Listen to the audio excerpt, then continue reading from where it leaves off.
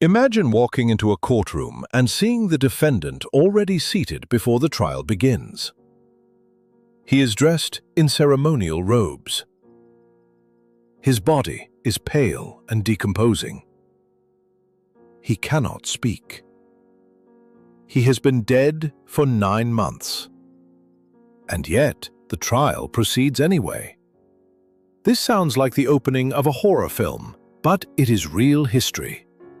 In the year 897 AD, one of the most powerful institutions in Europe staged one of the strangest events ever recorded.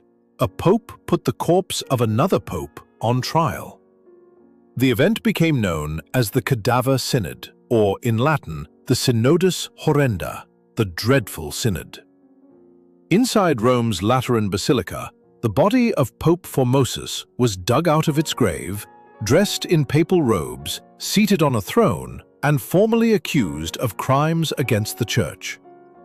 To modern audiences, the entire thing sounds insane, but to understand why it happened, you have to understand just how chaotic medieval Europe had become.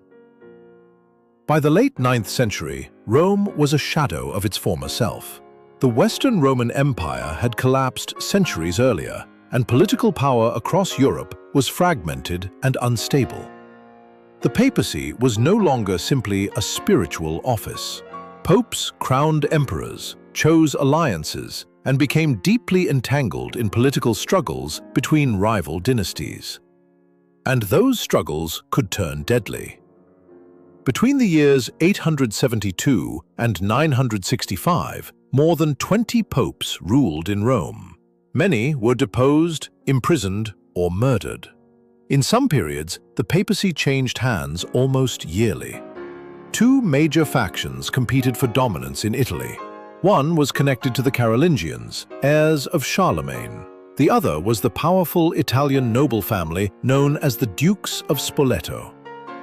Caught between them was Pope Formosus. Formosus had a long and turbulent political career before becoming pope. He was considered intelligent, diplomatic, and highly capable. Earlier in life, he had served as a bishop and ambassador for the Church, including missions to Bulgaria. But he also made powerful enemies. One pope, John VIII, feared that Formosus was too ambitious and too closely tied to rival political factions. Formosus was excommunicated and forced to flee Rome. Ironically, he found protection with the very family he would later oppose, the Dukes of Spoleto. Eventually, his fortunes changed. His excommunication was lifted, and in 891, Formosus himself became pope. But becoming pope did not solve the political crisis. It dropped him directly into the center of it. At the time, Guy III of Spoleto had declared himself ruler of Italy and pressured the papacy into crowning him Holy Roman Emperor. Formosus reluctantly accepted this arrangement, but he distrusted Spoletan power.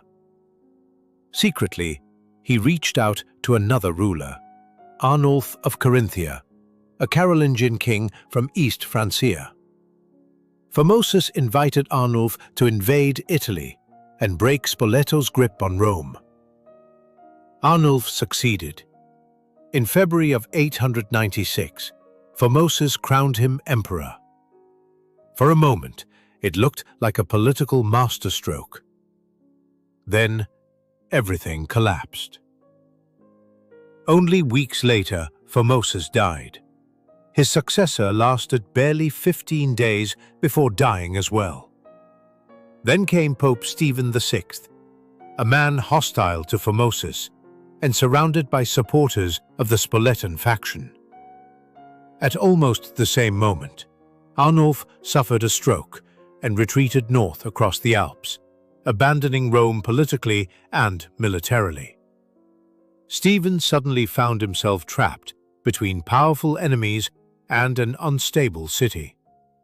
So he made a decision that would echo through history. He ordered the corpse of Formosus exhumed from its tomb. The body, already badly decomposed, was dressed in papal garments and carried into the Lateran Basilica for trial. The charges were serious. Formosus was accused of perjury, illegally becoming pope, and violating church law by transferring from one bishopric to another. The legal argument mattered because if Formosus had never been a legitimate pope, then all of his official acts could be erased, including the coronation of Arnulf.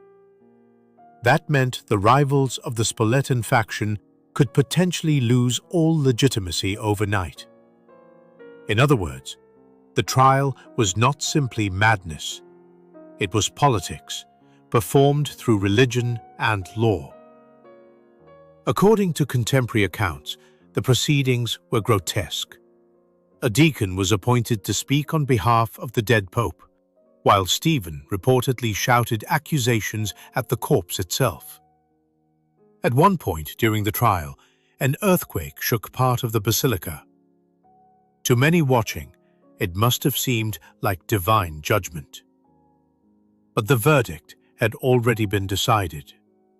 Formosus was declared guilty. His papacy was annulled. His decrees were invalidated. Then came the most infamous moment. The 3 fingers on his right hand, the fingers used by priests for blessings and consecrations, were cut off. The symbolism was brutal. Stephen was effectively declaring that every ordination and blessing performed by Formosus was invalid. Priests ordained by him could suddenly be considered illegitimate. Entire chains of religious authority were thrown into question. Afterward, the corpse was stripped of its robes and thrown into the Tiber River. But instead of stabilizing Rome, the spectacle horrified the public. The Cadaver Synod quickly became a scandal, even by the standards of medieval politics. Many Romans were disgusted by the desecration of a dead pope. Rumors soon spread that miracles were connected to Formosus's body after it washed ashore from the river. Within months, Stephen VI lost power. He was imprisoned and eventually strangled to death. The Church rapidly reversed course. Pope Theodore II annulled the Cadaver Synod, restored Formosus's legitimacy, and ordered his remains reburied with honor.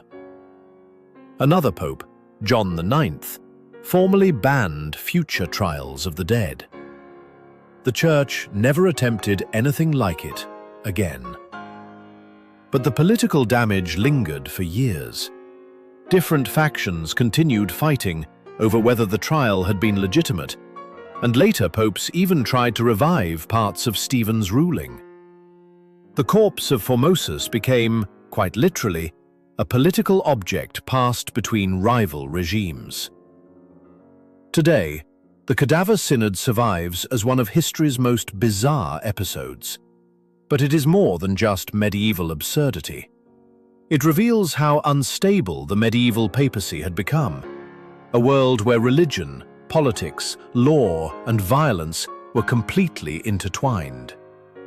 It also shows something timeless about power itself. When institutions become consumed by factional conflict, enemies are no longer defeated merely in life. They are erased, condemned, rewritten, and humiliated even after death. Ironically, the name Formosus means good-looking in Latin. History was not kind to him. He was exhumed, mutilated, condemned, thrown into a river, and finally reburied with full honors after the people who destroyed him lost power themselves. More than 1100 years later, the Cadaver Synod still feels shocking because it exposes how far political fear and resentment can push human institutions, even the most sacred ones.